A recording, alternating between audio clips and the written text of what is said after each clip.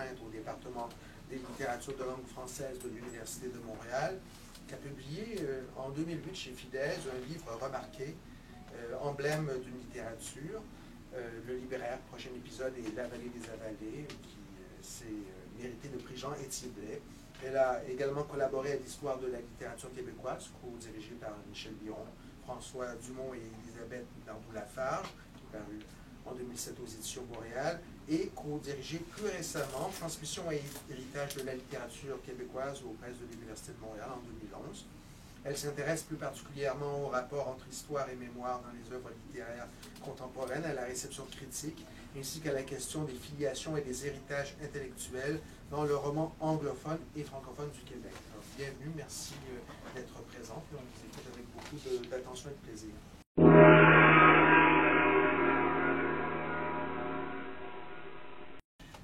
Donc, le titre de ma conférence, c'est Pugilat, violence rhétorique et scène de conflit chez Mordecai Richelieu et David Hummel. En fait, à bien y penser, je pense que tout ça est un peu mêlé. Donc, il y aura un peu du pugilat, de la violence rhétorique et de la scène de conflit dans mes analyses, mais je n'aime pas faire de catégorisation ou de typologie. Donc, depuis les années 60, différentes mouvances critiques, voire différentes manières de lire et de penser la littérature québécoise se sont succédées, comme autant d'épisodes d'un grand récit identitaire. De l'institutionnalisation fulgurante de la littérature québécoise dans les années 60, accompagnée de discours souvent euphoriques sur la naissance et la fondation d'un imaginaire national spécifiquement québécois, aux écritures migrantes et à la littérature anglo-québécoise, en passant par les avant-gardes féministes et contre-culturelles des années 70, la critique québécoise a su mettre en scène de façon particulièrement diserte les différentes obsessions qui l'animaient. Bon, j'en conviens, ce petit préambule appelle des nuances. La communauté critique québécoise, qu'elle soit francophone, anglophone ou barbarophone, pour reprendre le mot de Robert Leger, ne font certainement pas un cœur unanime et consensuel. Les épisodes que j'ai rapidement évoqués sont eux-mêmes de petits récits en soi et peuvent être lus et analysés sous divers angles. Enfin, telles des articulations trop logiques, les mouvances et les catégories critiques ont souvent tendance à se substituer aux infinies nuances des textes. Jacques Brault, qui n'a jamais fait partie d'un quelconque cœur, voix anachronique Simonet, écrivait dans Mûrir et mourir en 82, et c'était ma première longue citation. C'est ainsi que notre pensée sur la littérature, se voulant critique et rigoureuse, construit des systèmes et des mécaniques, dessine des tableaux et des graphiques, dresse des chronologies, formule des critères et finalement se retrouve naïve et bafouillant devant un livre venu, semble-t-il, de nulle part et qui part simplement, naturellement, de ce qui fascine et angoisse l'être humain. On l'aura noté, le livre ici vient de nulle part, arrache le lecteur, professionnel ou non, au territoire qu'il croit habiter. Mieux, dans un même mouvement, il déracine et ramène à soi. Donc, c'est à la lumière de ce constat de Jacques Brault, simple en apparence, que je voudrais réfléchir aujourd'hui à la question des loyautés conflictuelles chez deux écrivains de langue anglaise du Québec, soit Mordecai Richelieu et David Hummel. J'ai leur livre ici. Le gros livre, c'est Grsky Was Here, de Mordecai Richelieu. Et donc, avant de passer à l'analyse de deux scènes de conflit tirées des romans Solomon Grsky Was Here de Richelieu, publié en 89, et Midway de David Hummel, paru en 2010, je vais tenter d'élaborer une sorte de cadre conceptuel, un cadre plus heuristique et historique que théorique, afin de situer mes analyses dans un contexte plus vaste.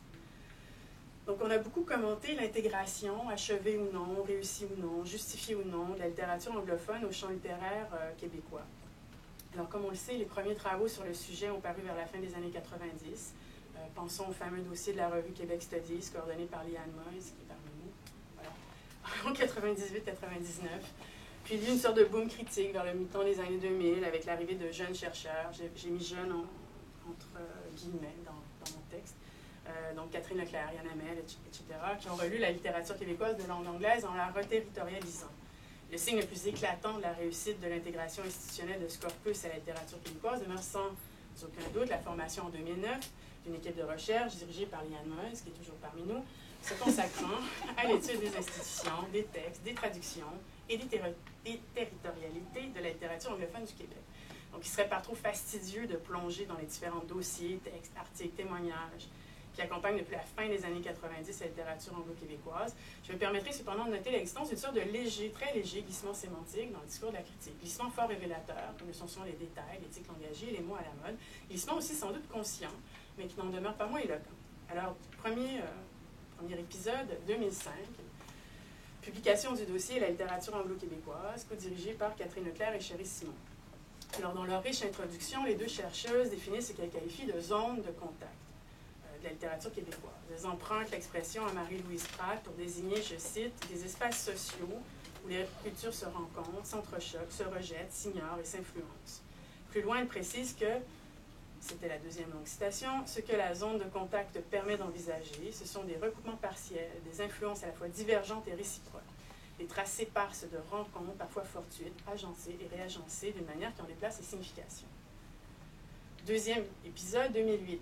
Publication d'un dossier intitulé « Texte, territoire, traduction, délocalisation, dislocation de la littérature anglo-québécoise » dans la revue Québec Studies et co-dirigée par Liane Moïse, par toi, et Gillian Mercier, où l'expression « zone de contact » semble avoir été, en quelque sorte, remplacée par celle de zone de tension. Alors, dans son article liminaire, Gillian Mercier insiste sur la présence de la dissensualité dans les textes réunis dans le dossier. Alors, à la suite de Simon Harel, elle souhaite contourner le piège de la célébration, béate et aveugle, de la différence culturelle, pour mieux donner droit de cité aux différentes formes de conflictualité, au braconnage, c'est un emprunt à Simon Harel, qui circulent dans les textes littéraires et critiques. Donc, je la cite, et ça, c'est une très longue citation. Je vais prendre une gorgée d'eau avant de la lire. Une telle entreprise vise à tenir compte de, et là, il s'agit d'une citation dans la citation, la mise en œuvre de la conflictualité, à savoir les clivages territoriaux et surtout les braconnages identitaires qui, issus de zones de tension locale, donnent à la conflictualité sa forme et son contenu, déclenchés par l'affrontement tant individuel que collectif de discours, pratiques et revendications non coïncidents qui découlent simultanément de rapports de pouvoir inégaux, de fractures territoriales, réelles ou symboliques. Donc évidemment, je souscris à ces deux lectures, et loin de moi l'intention de remettre en cause leur légitimité, qui a eu l'heure de déplacer les enjeux de la réflexion sur la rencontre interculturelle, et qui a notamment permis aux chercheurs qui s'y sont intéressés de s'éloigner du bon-ententisme, pour mieux revenir à ce qui gît en toute rencontre, fût-elle ou non, entre représentants de cultures différentes, soit la non-transparence, le sentiment d'étrangeté, la communication entravée, brouillée, par de multiples écrans, de la voix, la gestuelle, de la langue, aux préjugés de toutes sortes. Leur loyauté conflictuelle, le syntagme me le dit clairement, même la fidélité la plus grande s'accompagne de légères trahisons. Entre les zones de contact et les zones de tension, tout compte fait, il n'y a pas un si grand écart. En fait, il n'y a peut-être pas d'écart du tout. Donc, il me semble que les travaux publiés jusqu'à ce jour ont exploré ces fameuses loyautés conflictuelles de manière surtout théorique, en tentant de rectifier les grandes lignes du récit escortant la littérature québécoise. Tout se passe comme s'il fallait penser d'abord le cadre historique, linguistique, territorial, heuristique, et les frontières internes d'un vaste corpus avant de pouvoir lire au sens fort du terme les œuvres de la littérature anglo-québécoise. Je généralise bien sûr, et je ne suis pas sans ignorer l'existence d'excellentes études textuelles sur Leah Scott, Robert Musil, Mother Carey Shu, David Homel et j'en passe. Mais bien souvent, ces études comportent des remarques plus générales sur l'état de la littérature anglo-québécoise, ainsi que sur les tiraillements linguistiques et culturels auxquels donne lieu la reconnaissance d'un tel corpus. Alors rien ne semble aller de soi, et la présente conférence n'échappe pas non plus à cette lourde tendance justificative. Alors donc, c'est un long préambule, j'en suis venue à la conclusion qu'il fallait peut-être se risquer à affronter les pugilats, les violences rhétoriques et les scènes de conflit chez deux auteurs anglo-québécois qui ont souvent donné dans la polémique, reconnaissons-le, qui ont même parfois critiqué de manière virulente les manèges de l'institution littéraire, qu'elles soient québécoises ou canadiennes. Alors, Richler et Homel, en effet, partagent plusieurs traits. Le mépris de la langue de bois, le goût de la satire, le recours à des formes narratives jugées conventionnelles par certains critiques, donc avec intrigues savamment ficelées, personnages au contour précis, avec peu d'expérimentation formelle, plus ou moins, enfin. Le sens du récit, l'amour du romanesque. S'agit-il là de vagues effets de ressemblance ou d'une réelle complicité poétique et esthétique? Il faudra approfondir l'analyse pour répondre sérieusement à cette question. Disons que mon propos, je le répète, aura aujourd'hui une valeur heuristique. Il ne visera guère à l'exhaustivité. Je dois préciser que l'idée d'analyser deux scènes de conflit empruntées aux œuvres de Richler et d'Homel m'est venue dans le cadre de mon cours Identité culturelle et littérature, consacré à l'inscription de la judéité dans la littérature québécoise. Les deux scènes que j'ai choisies renvoient à l'histoire de la diaspora juive et témoignent d'un certain rapport à ce que l'on pourrait qualifier de mémoire exemplaire. Bon, voilà, c'était l'introduction. Je passe maintenant à Richelieu, que je vais quand même situer un peu. Je vais quand même situer la scène tirée de Solomon Gursky Was Here. Et ensuite, je procéderai à l'analyse de la fameuse scène. Alors, satirique et comique, moraliste, attaché à une vision sombre et négative de l'existence humaine. Ce sont des citations empruntées à différents critiques richelieuiens. Richelieu privilégie en effet le conflit, la caricature, dénonce tantôt l'artificialité des institutions culturelles, qu'elles soient canadiennes ou anglaises, tantôt la cupidité et la mauvaise foi de la haute bourgeoisie, tantôt le narcissisme des artistes et des intellectuels en mal de gloire. Donc tout ça pour dire qu'il n'est absolument pas bonententiste. Chez Richelieu, on se noie le plus souvent dans l'alcool ou dans le cynisme. On se moque de tout presque, conventions communautaires, carriérisme à tout vent, hiérarchie sociale, honneur symbolique, idéalisme, religion. Les personnages principaux de Richelieu ne se conduisent presque jamais de manière héroïque, pessimiste, fort en gueule, faillible. Ils sont de taille humaine. Alors on s'attachera volontiers aux pitreries de Dooley Kravitz ou aux déboires tragicomiques de Jacob Barney. Mais les romans richelieuiens ne sont pas que drôles ou irrévérencieux, ils sont également sous-tendus par un sens du tragique qui, me semble-t-il, les traverse et les informe. Alors, si l'on a souvent privilégié le caractère ouvertement humoristique de l'œuvre richelieuienne, il importe aussi de ne pas négliger le travail plus souterrain, sans doute, de la satire, de la tragédie. La satire, même comique, n'en demeure pas moins sérieuse, puisque le satiriste, souvent, veut corriger le monde. Et sa dénonciation porte en creux une sorte d'idéal impossible, témoigne aussi à sa manière du sens aigu de la fragilité des choses. Donc, l'œuvre de Richelieu, elle est jalonnée de scènes de conflit, qu'il s'agisse des affrontements entre enfants de communautés culturelles différentes dans The Street, des dialogues particulièrement musclés de certains romans, de la violence rhétorique du pamphlet au Canada, au Québec, de nombreuses scènes de procès, qui sont en quelque sorte des conflits débattus sur une scène officielle, ou des récits de vengeance qui mettent en scène le fantasme d'une revanche historique, d'une réparation des cruautés de l'histoire. Et c'est à l'un de ces récits de vengeance que j'aimerais m'attacher aujourd'hui. Ce serait, à mon avis, enfin à ma connaissance, le seul exemple d'une juste vengeance dans l'œuvre romanesque de Richelieu. Souvent, les vengeances sont vouées à dévoiler en quelque sorte l'égoïsme de ceux qui les organisent. Or, dans le cas présent, c'est tout autre chose. Donc, une juste vengeance qui se présente sous la forme, et là je reprends les mots de Laurent Jenny, d'une épreuve réelle de l'inarticulé. Et le personnage qui réussit cet exploit, il faut le préciser, est l'un des seuls qui échappe au regard satirique de Richelieu.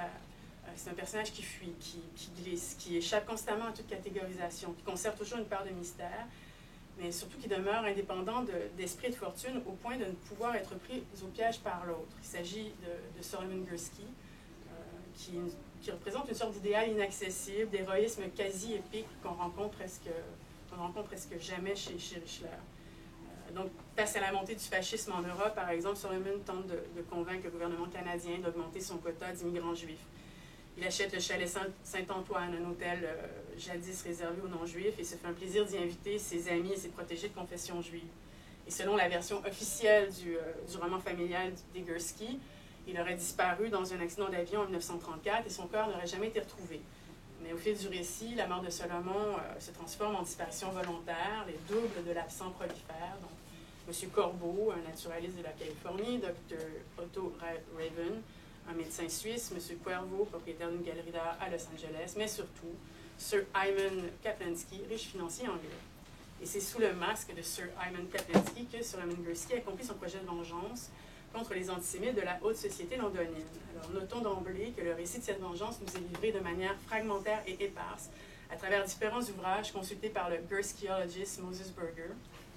Donc, la vengeance de Solomon demeure ainsi quasi anonyme, enfouie dans les mémoires de quelques invités outrés et domestiques curieux. Il faudra qu'un tiers s'y intéresse pour qu'elle soit enfin exhumée. Donc, la scène se déroule en avril 53, du siècle dernier. Sir Hyman invite un député anglais et d'autres antisémites avoués, dont un couple survivant du Clive 7, une actrice, un comte polonais, un ministre opposé au peuplement juif de la Palestine, à un repas de Passover.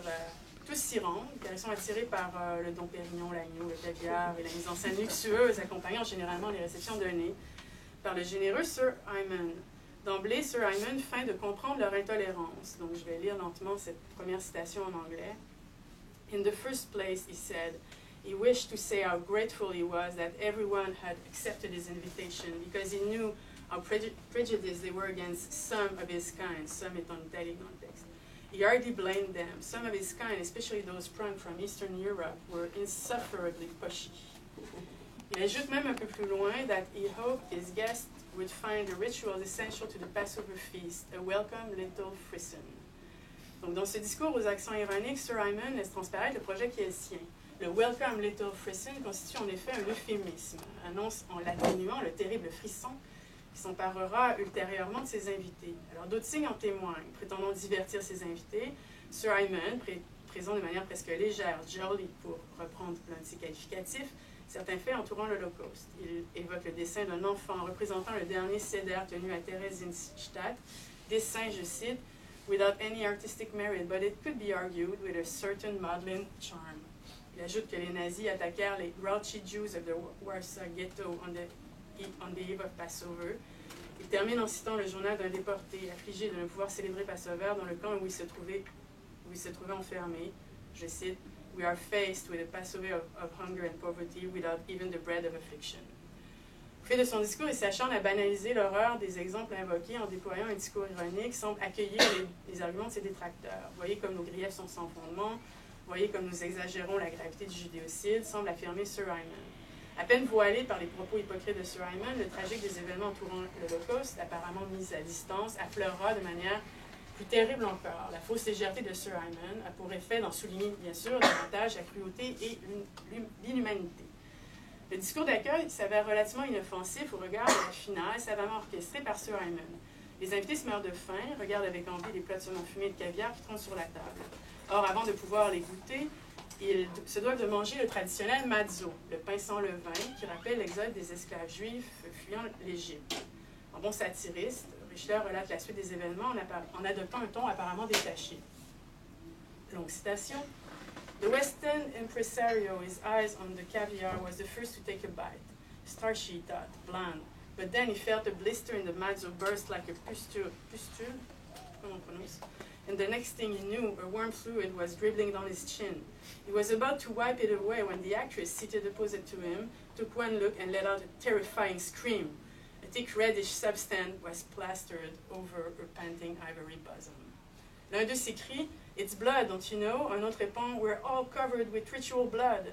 Cynthia Cavendish s'évanouit, l'honorable Richard Cholmondeley est convaincu d'être au seuil de la mort, la femme du ministre se répand sur la veste de son mari. Le comte polonais provoque Sir Hyman en duel, une sorte d'hystérie collective, s'empare des invités, sous le regard amusé de Sir Hyman, bien évidemment.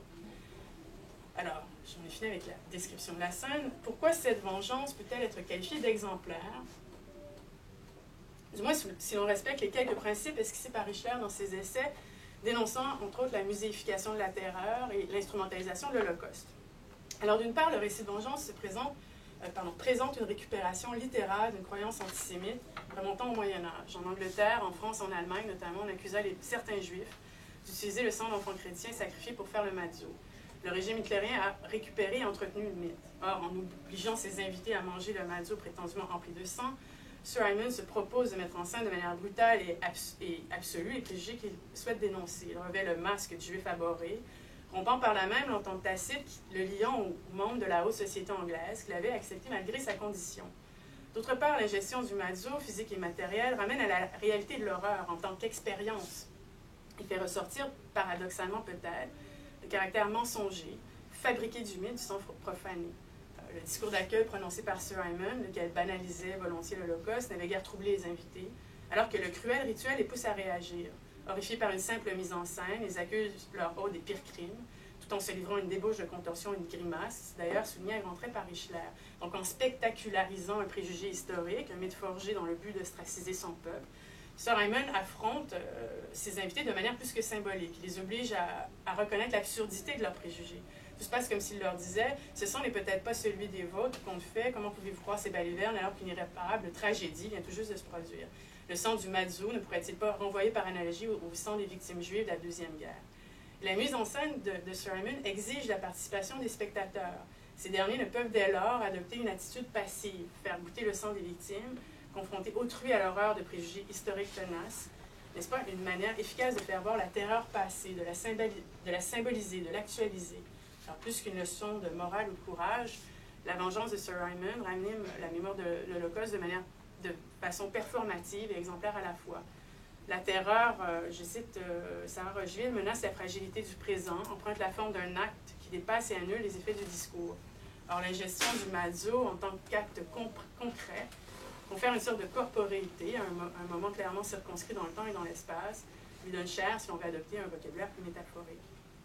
Comme l'a écrit Todorov dans Les abus de la mémoire exemplaire généralise, mais de manière limitée. Elle ne fait pas disparaître l'identité des faits, elle les met en relation les uns avec les autres, elle établit des comparaisons qui permettent de relever ressemblances et différences. Elle se sert de la leçon du passé pour agir dans le présent. La vengeance de Sir Hyman permet de confronter les spectateurs à leurs propres contradictions, à leurs propres irresponsabilités. Elle fait intervenir l'horrible dans un cadre mondain, parfaitement étranger à la terreur concentrationnaire. En ce sens, elle offre une expérience radicalement opposée aux leçons désincarnées, stérile, dirait même Richler, d'un Schindler's List, qu'il a critiqué vertement dans un article, et échappe aussi en partie à l'instrumentalisation du passé. C'était ma première scène de conflit, mon premier récit de vengeance. Je passe maintenant à David Hummel, donc, que je vais situer lui aussi. Donc, bien avant la polémique déclenchée par la publication de son article « La littérature n'est pas un produit d'exportation dans le monde », David Hummel a cultivé une relation équivoque avec l'institution littéraire québécoise. Alors, fort présent dans le milieu culturel francophone, grâce à ses interventions dans le quotidien La Presse notamment, il a néanmoins manifesté à plusieurs reprises le désir de se tenir dans une situation de relative extériorité qui lui permettrait d'être le témoin à la fois distant et solidaire d'une scène littéraire sur laquelle il ne se présenterait que de manière épisodique. Les questions d'appartenance nationale et institutionnelle sont pour lui frappées d'inanité. Ils cèdent leur place au seul pouvoir de la littérature qui, pour reprendre le lieu commun, doit transcender les frontières. D'aucuns reprochaient à Hummel d'adopter une attitude commode afin de mieux se soustraire aux conflits, aux débats qui travaillent souterrainement le milieu littéraire québécois et plus largement canadien. Il serait oublié que l'absolue liberté de l'écrivain, voire de l'individu, constitue l'un des motifs récurrents de son œuvre. Il se décline de différentes manières, en voyant au refus de l'instrumentalisation des auteurs immigrants, à la méfiance à l'égard des rapatriements et des idéologies totalitaires, à la mise en scène de personnages frondeurs et marginaux, ainsi qu'à la subversion, voire à la trahison de certains grands récits historiques. C'est le cas notamment dans Sonia and Jack, qui met en scène des communistes états-uniens qui tentent de participer à l'édification du régime stalinien en tant que travailleurs spécialisés, et de The Speaking Cure, 6 à Belgrade, pendant le conflit en ex-Yougoslavie. Alors, loin d'être tue, la violence des régimes totalitaires participe littéralement de l'univers romanesque. Cela dit, si l'horreur de la guerre civile est fréquemment évoquée dans le roman de Speaking Cure, elle est rarement montrée.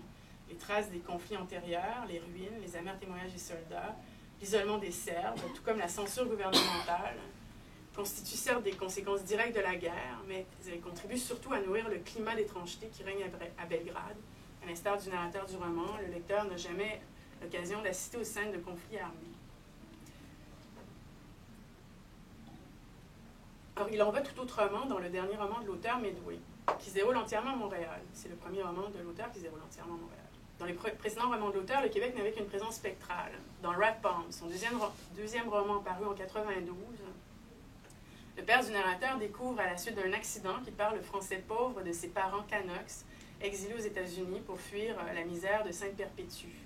À la fin de Sonia and Jack, le narrateur Michael Maffili avoue qu'il habite Montréal, une ville d'expatriés, où la grande histoire, cruelle et imprévisible, ne semble pas avoir laissé de traces. Je cite Sonia and Jack. I suppose I like peace and quiet too much to wandering further. Can you blame me? Dans Medway, en revanche, la ville n'est pas qu'un décor commode. Elle est également une vue de l'esprit, un territoire fantasmatique. Mieux, elle déteint sur Ben Allen, le personnage central de l'intrigue, au point de lui imposer son apparente sérénité, sa stabilité politique, son pacifisme. Je cite le roman. Everything looked so quiet and still, like a duck on a lake. From a distance, you see it gliding peacefully, but underneath, it's paddling like hell, just to stay afloat. Alors, cet allusif portrait de Montréal est à l'image du roman et de son personnage principal. Sur leur liste d'apparence se cache l'étrangeté, l'intérêt pour les discours marginaux et les situations imprévisibles. Dans la cinquantaine, marié, père d'un adolescent, professeur de littérature au collège, Ben Allen mène une existence confortable, il ne lui arrive plus rien. Alors, c'est au moment où son premier essai publié reçoit un prix académique que l'aventure entre dans sa vie. Professeur discret, commentateur des œuvres d'autrui, devient le héros d'une étrange histoire. C'est dire l'importance qu'acquiert ici la littérature et l'art. Ici aussi, la fiction et la réalité se confondent. Le romanesque et le prosaïsme se disputent l'avant-scène. Donc, si les romans précédents de l'auteur se présentaient chacun à sa manière comme des road novels, cultivaient le dépaysement, affectionnaient particulièrement les époques lointaines ou les pays étrangers, Midway, lui, s'attache aux errances quotidiennes, ordinaires, d'un homme arrivé au mi-temps de sa vie. Dans Midway, l'aventure se trouve au coin de la rue, tout près de soi, voire en soi. Rien d'étonnant ce que Ben Allen ait consacré sa première œuvre à la dromomanie, une maladie issue du 19e siècle européen. Je cite, Of all the wonderful pathologies of the day, there was one that flared up, burned brightly, then disappeared, all in the space of a few years. This disorder was called dromomania. A man, and it was always a man, there were no recorded female dromomaniacs, probably because the road was not yet open to women, would walk away from his home one day, his job, his life. The next thing he knew, he was in Moscow.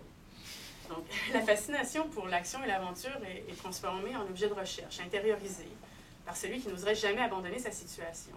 De longs passages de l'essai, éloquemment intitulé Dromomania, sont cités dans le cœur du texte, phagocytent l'intrigue romanesque et prennent parfois la forme de commentaires indirectement reliés aux tribulations de Ben Allen.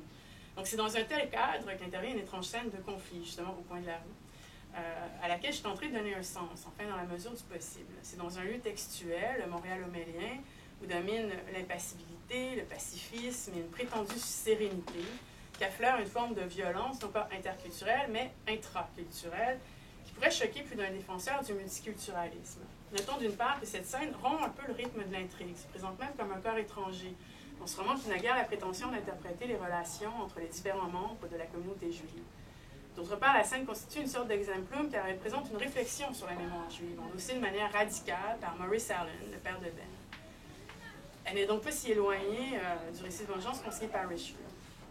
Notons également que la scène est quasi autonome, dans la mesure où elle constitue un court chapitre de 5 pages, sans lien thématique ou structural apparent avec les autres parties du roman.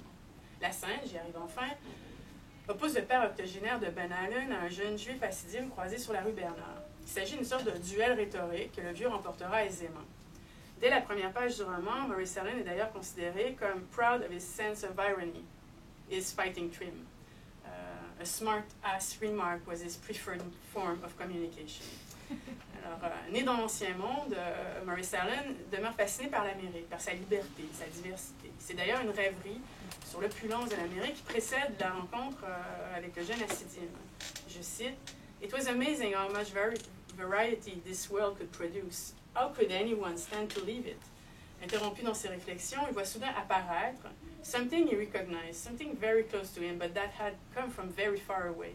Les Juifs hassidim qui s'avancent vers lui sont, je cite, an unwelcome vision from his past, like a dusty old boogeyman who suddenly steps out of your childhood closet.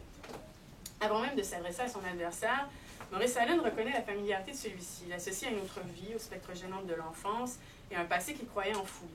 Une telle résurgence du souvenir n'est pas sans rappeler une autre scène similaire, tirée de la nouvelle Mère perdue sur le World Wide Web de Régine Robin. Digression, mais je reviendrai bien sûr à David Hummel.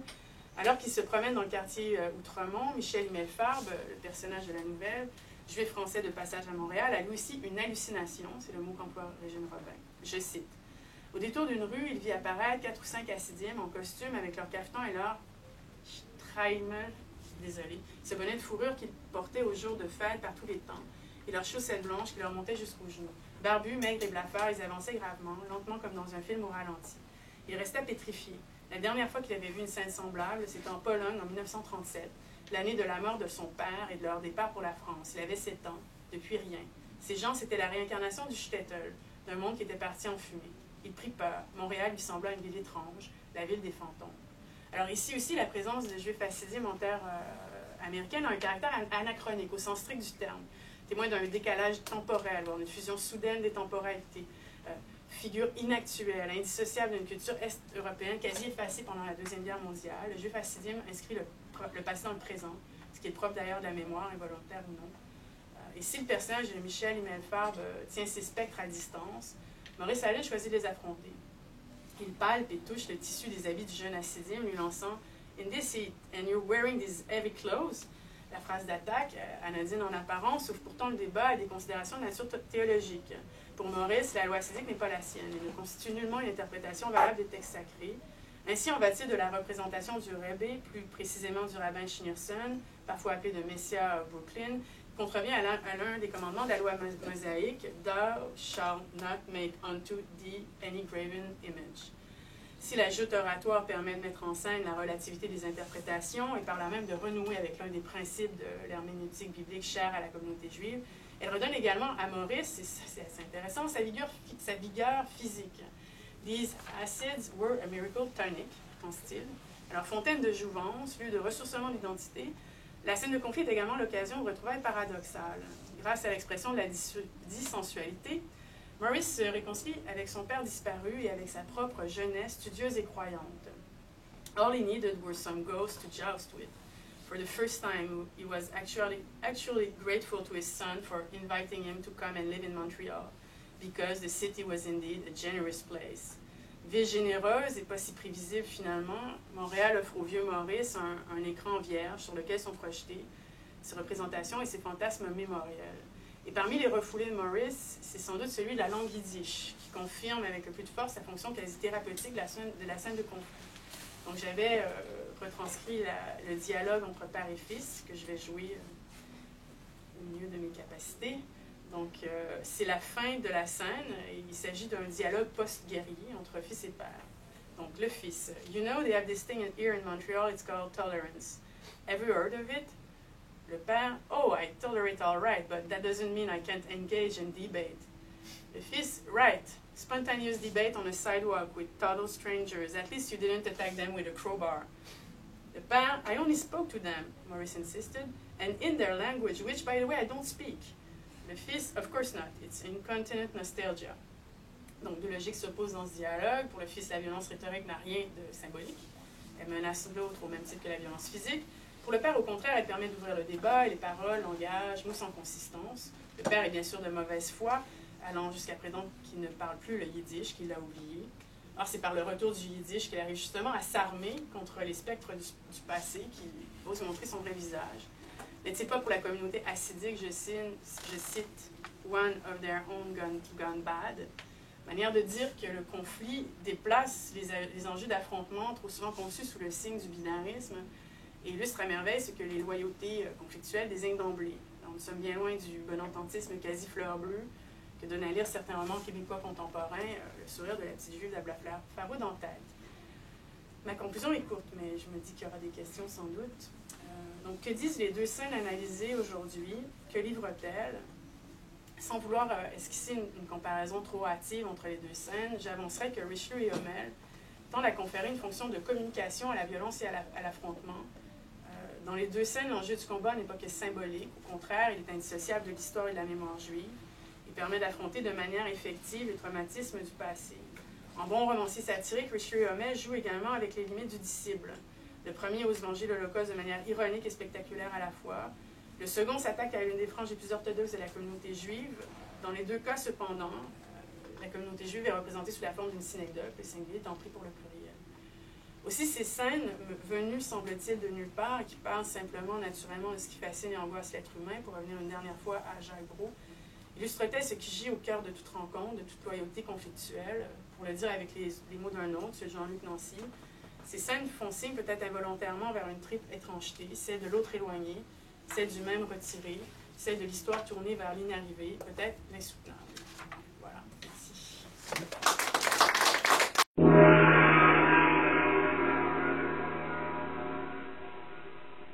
C'était vraiment tout à fait intéressant. Je suis persuadé qu'il y a des interventions et des questions.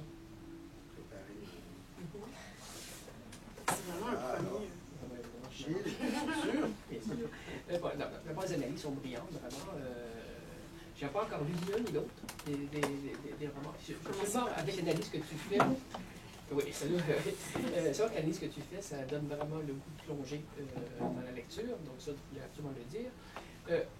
Si on sort un peu maintenant, si on prend compte de l'œuvre en entier des deux auteurs que tu connais bien, par rapport à la thématique du séminaire, c'est-à-dire loyauté conflictuelle, je vois très bien chez Richelieu où ça joue. Hein. C'est vraiment par rapport à cette communauté d'origine, c'est-à-dire juive anglophone de Montréal. il reste à la fois loyal, je pense, à la judéité de façon culturelle générale, tout en étant très critique par rapport à l'institutionnalisation de cette judéité dans sa communauté d'origine. Ça, il me semble que dans tous les romans, dans les essais même, c'est toujours là en filigrane. Ça me paraît plus difficile de trouver quelle serait la communauté, si même c'est une communauté, qui ferait l'objet de la loyauté conflictuelle chez Homel. Dans cette scène-là, c'est clair, mais en dehors, je ne sais pas si tu... C'est un peu... Mais même chez Richler, c'est difficile parce que la critique, elle est plurielle et elle désigne différentes communautés, différents groupes. Je peux dire que les deux partagent du moins ce mépris, je pense, des affiliations, des regroupements trop faciles. Ils ne sont pas tout à fait, comment dire, à l'aise avec tout ce qui est protectionnisme, bon, mots d'ordre plus généraux. En ce qui concerne David Hummel, j'ai l'impression que dans ses derniers romans, ben, c'est peut-être moins évident dans Midway, qui est un roman très différent justement de The Speaking Crow et de Sonny and Jack. En tout cas, dans The Speaking Crow et dans Sonny and Jack, la cible est de toute évidence, bon, les régimes totalitaires. Dans Sonny and Jack, il y aurait peut-être un rapport très clair de loyauté conflictuelle à l'égard du communisme. Donc, je dirais que les cibles ou les affiliations, les deux peuvent s'amalgamer de toute façon, grâce à ce fameux syntagme. Loyauté conflictuelle change finalement selon, je dirais, les différents univers explorés dans chacun des romans. Et considérant qu'il était né à Chicago, oui. qui est quand même américain d'origine, il me semble que ça n'apparaît pas beaucoup, ça. Mais je ne connais pas assez l'œuvre en entier. C'est présent dans les premiers romans. C'est présent dans Rat Palms. Dans Sonny and Jack aussi, puisque le point de départ finalement de l'intrigue, c'est Chicago des années 30. Et c'est également présent, mais sous une forme plus spectrale dans Midway, dans la mesure où le père, justement, il est américain à l'origine, donc c'est un exilé, il se retrouve à Montréal un peu par défaut parce que son fils, donc, il a trouvé une bonne maison de retraite, là, mais peut-être qu'avec les États-Unis ou l'Amérique, il faudrait relire les romans à la lumière finalement de la problématique qui est la vôtre pour mieux. Je le tiens moins bien à ce niveau-là, comparé oui, c'est vrai, c'est plus difficile. Ben, Richler, de toute façon, c'est comme si l'expression loyauté conflictuelle pouvait se poser sur son œuvre. C'est ça. On avait des choses à dire pendant 100 ans. Merci.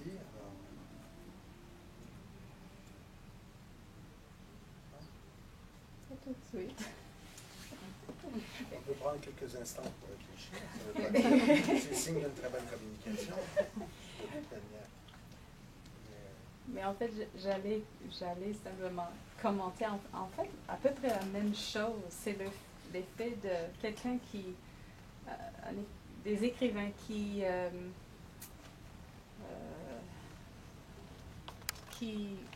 je sais pas comment exprimer ça, qui travaillent de l'intérieur de leur communauté et qui met en relief les conflits à l'intérieur. Alors, c'est toujours de cette perspective-là.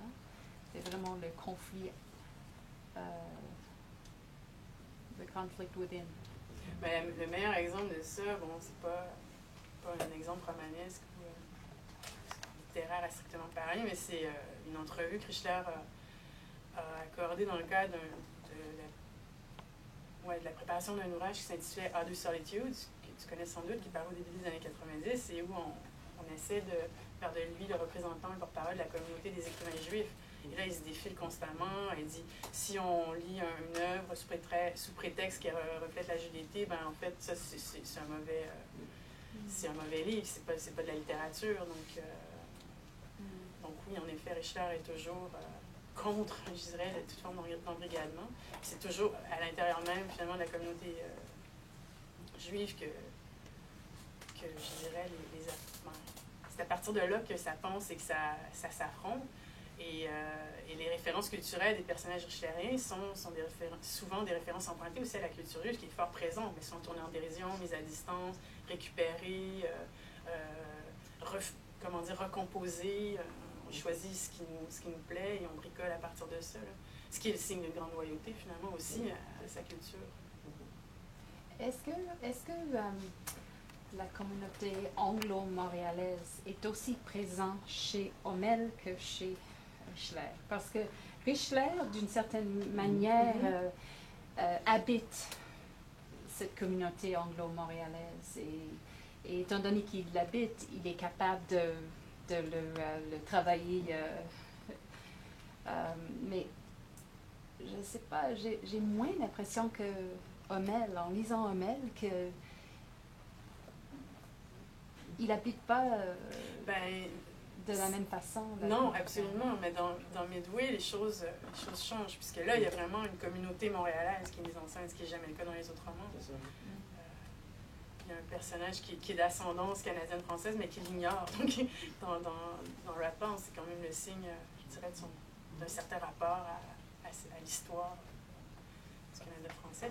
Mais dans Midway, par contre, oui, il y a une communauté anglo-montréalaise qui est mise en scène et qui... Encore une fois, il faudrait le relire à la lumière de ta question, mais qui semble, oui, vivre un peu en autarcie, un peu en marge, je dirais, de la communauté montréalaise dans son ensemble, mais qui entretient quand même des liens avec les autres membres de cette communauté. Et c'est une petite communauté d'intellectuels, d'universitaires, de professeurs de collège. Je ne saurais pas trop en dire. Je ne saurais pas quoi en dire de plus là, à ce moment-ci. C'est un commentaire qui me vient en vous entendant.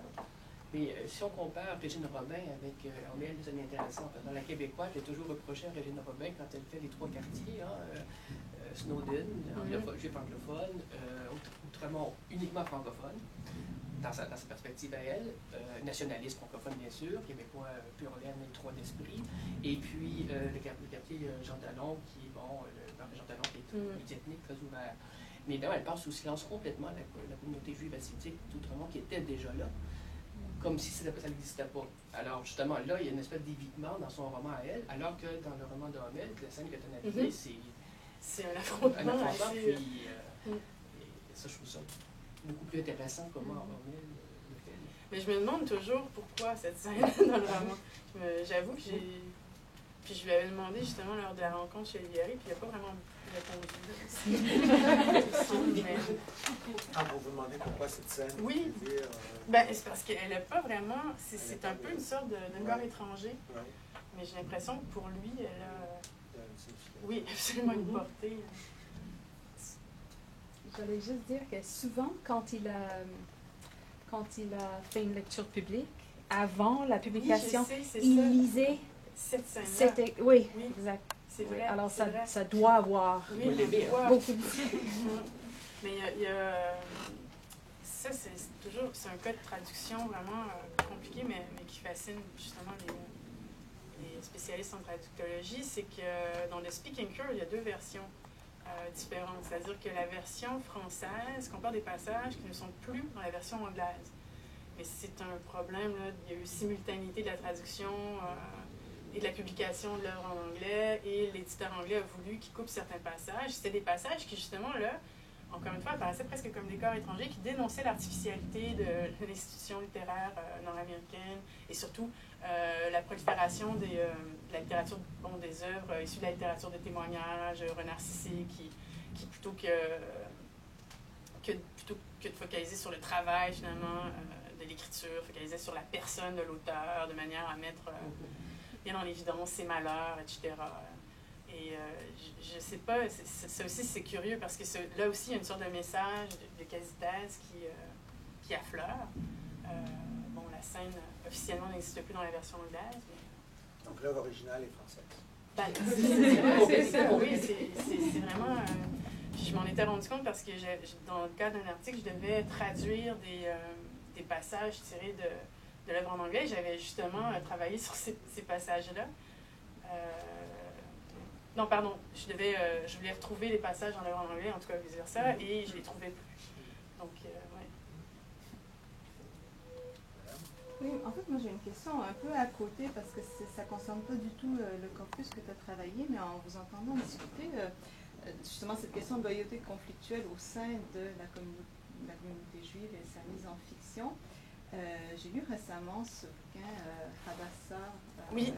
Et là, je trouve ça assez intéressant. Je ne sais pas dans quelle mesure il y a d'autres cas de ce type-là. Alors ça, c'est vraiment un regard extérieur, un regard québécois sur la communauté juive hassidienne, justement, et qui met vraiment au cœur de l'intrigue et du problème ce conflit de loyauté chez les personnages de cette communauté dont on ne sait rien.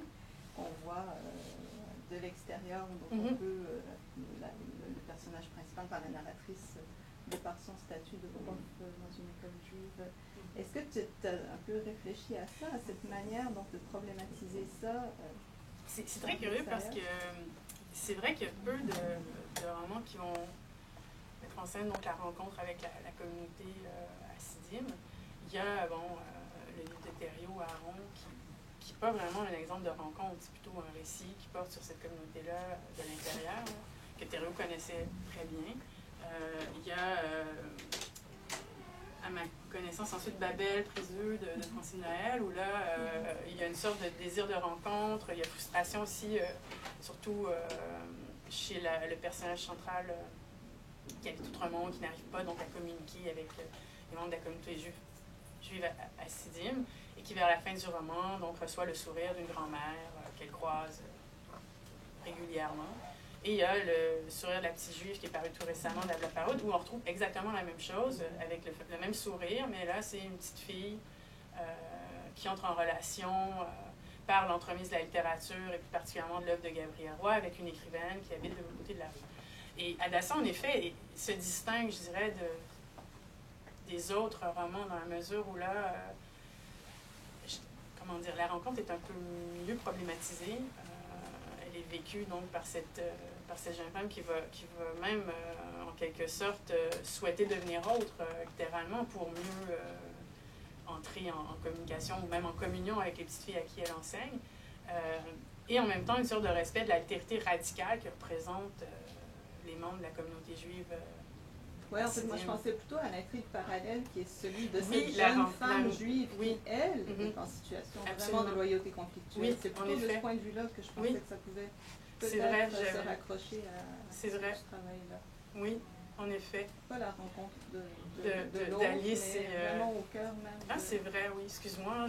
Non, mais c'est parce que effectivement, c'est j'ai pensé à l'intrigue principale, mais l'intrigue secondaire est aussi très riche, là. Et qui, à cet égard, vraiment, on investit, c'est une projection, c'est un fantasme, mais c'est vu de l'intérieur, c'est la communauté juive vue de l'intérieur. C'est près de la science-fiction. C'est drôle, ce roman-là, la partie justement de l'enseignante, parce que c'est autobiographique. Mme Baudouin a enseigné, on est témoin de quelque chose qu'elle connaît bien, et l'autre, j'ai une question. Je ne crois pas ton histoire d'amour. La juive asiatique qui tombe en amour avec un Polonais puis qui quitte sa communauté, c'est à peu près impensable dans cette communauté-là. Et elle avait dit qu'elle avait juste inventé ça pour faire une belle histoire d'amour. Et puis c'est presque de la science-fiction. C'est intéressant du point de vue, comme tu dis, fantasmatique, mais en réalité, je trouve que ça n'a aucune emprise sur le réel, cette deuxième intrigue. Voilà. C'est Roméo et Juliette. Oui. Qui était réécrit, puis réécrit. On ne peut plus lire Roméo et Juliette.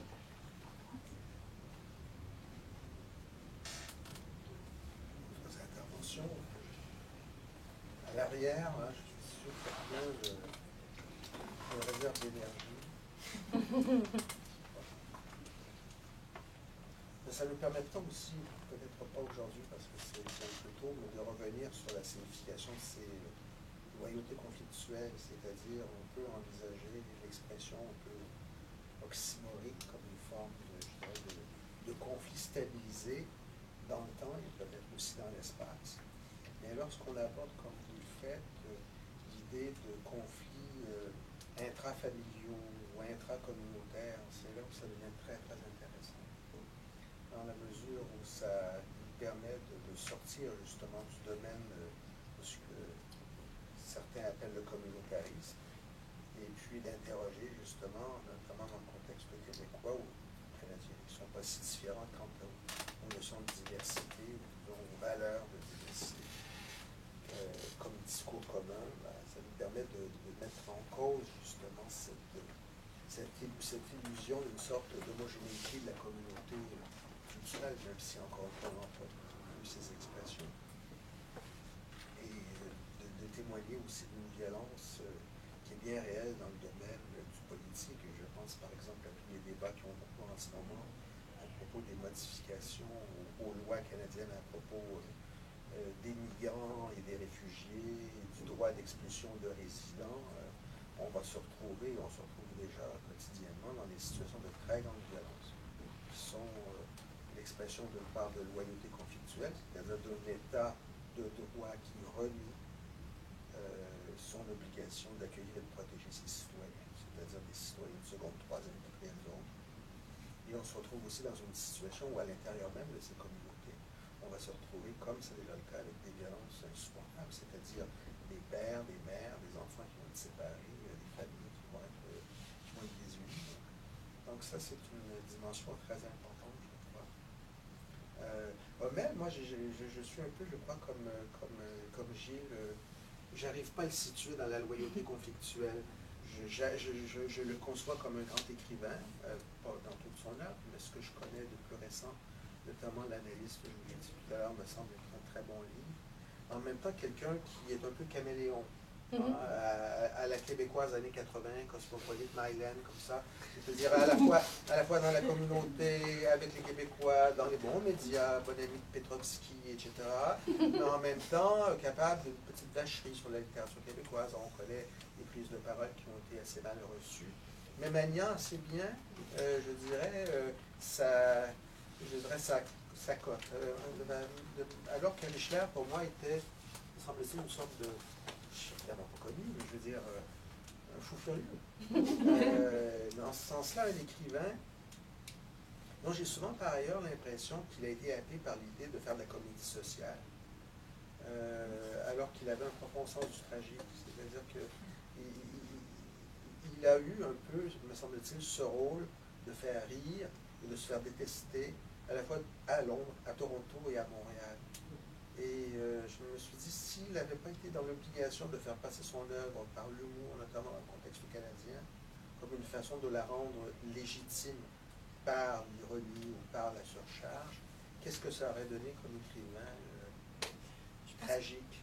Les deux derniers, Simon Gursky puis Barney's Version sont pour moi ses œuvres les plus achevées. Parce que justement, là, il y a une sorte le tragique reflue de manière plus évidente que dans The Apprenticeship of Judy Kravitz, qui pour moi est vraiment sympathique, mais pas une grande œuvre. Mais c'est vrai que les derniers ouvrages sont des ouvrages qui viennent nous chercher prendre au cri. Qui sont très, très riches à plusieurs égards. Là, le travail intertextuel mériterait plusieurs études, plusieurs mémoires de maîtrise. J'ai jamais posé cette question, m'excusez, une question naïve. Moi, j'ai beaucoup aimé Saul Bellow, je l'ai lu, comment dire. Je sais que, les auteurs ne se comparent pas facilement, mais si je vous demandais, mais c'est vraiment, je voudrais que vous me donniez des lectures, vous me disiez ce que vous en pensez. Entre Richler et Saul Bellow. Je ne connais pas bien Saul Bellow. Parce qu'il y a, Saul Bellow, c'est Chicago, mais c'est pas Richler, mais c'est en même temps... je veux dire, une critique absolument féroce à l'intérieur à propos de la communauté juive. Là. Je connais mieux Roth. Roth, c'est très, très différent. Partie de ma liste de lecture précédatique. Herzog, c'est un chef-d'œuvre. Herzog. Avec les couleurs du doyen. Mais je fais partie des influences de Richler qui sont avouées. Richler parle assez régulièrement dans ses essais. Mais Hommel n'a pas fini son œuvre encore. Donc il va peut-être se commettre dans des romans à venir. Pour le moment, on ne sait pas trop toutes les finances. C'est un jeune auteur. C'est ça. D'autres interventions? Non, je sais pas. Écoutez, merci infiniment, merci Emmanuel. C'était absolument intéressant et la conversation en témoigne. Donc, c'est plaisir de vous recevoir. Vous êtes invités. Vous êtes chez vous, d'ailleurs, ici. Et puis, nous aurons donc cette conférence au mois d'avril avec Dominique Garand. Il y aura peut-être continuation l'année prochaine. On en parlera à Théâtre chez les Noirs. Et puis, si vous avez du temps, venez à la librairie Olivieri parce que je pense que vous allez avoir un beau clash politico-idéologique. On va peut-être se lancer les coups de champagne. Voilà. On va les voir avant quand même. Voilà.